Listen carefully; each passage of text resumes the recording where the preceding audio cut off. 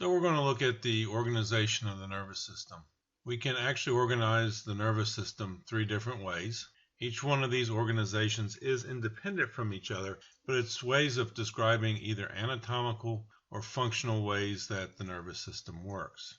So we're going to look at anatomical locations, central nervous system versus peripheral nervous system, the direction of impulses through the nervous system, afferent versus efferent, and then functions as far as autonomic nervous system versus the somatic nervous system.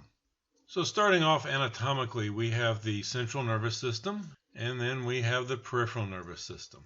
The central nervous system is going to be comprised of the brain and the spinal cord. It's going to rest within inside the cranium or the skull and the vertebra of the spine, and it's inside of the axial skeleton. This is going to be the main control center for the nervous system, and is where many of the upper level functions of the nervous system is going to be carried out. Things like movement, thought, regulation of bodily functions for homeostasis. The peripheral nervous system is composed of nerves that go from the central nervous system out to the organs and tissues of the body. And this moves away from the axis of the body and out towards the appendages and into the chest and the abdomen.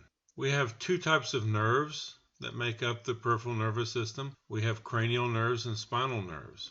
Cranial nerves emerge from the cranium of the skull. They are not part of the central nervous system. It just happens to be where they arise from is from the skull, and they extend out peripherally into the body. Spinal nerves emerge from the spine, and so they're going to leave the spine and emerge out from it and go out to the tissues and the organs of the body too. When we look at peripheral nerves, a main job of them is to control motor functions of the body and to also bring in sensory information into the body. So key to this is when we look at peripheral nerves, we can also organize them into afferent nerves or efferent nerves, and then nerves that are mixed. Afferent nerves take sensory information and transmit that information through impulses to the central nervous system, to the CNS. And so afferent nerves are called sensory nerves. These are going to be ones that are involved with senses like touch, taste, feel, temperature, sight, hearing.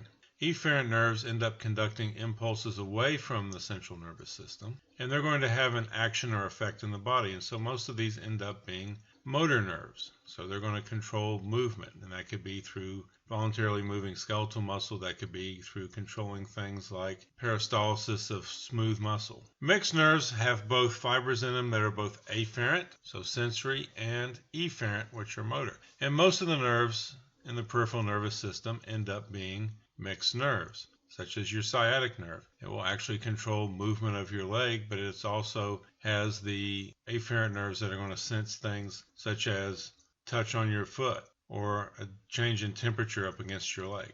Lastly, we get to the autonomic and somatic nervous system. So the autonomic nervous system ends up being the part of the nervous system that ends up controlling automatic functions of the body. So it's going to be things like breathing, the digestive system, the reproductive system, things that go in the body without having to have conscious thought. The somatic nervous system, on the other hand, is involved with conscious thought. And a big part of the somatic nervous system ends up being skeletal muscle that ends up being underneath your voluntary and conscious control. So that is a brief overview of the three different ways we organize the nervous system. Next, we're going to look at neuron function.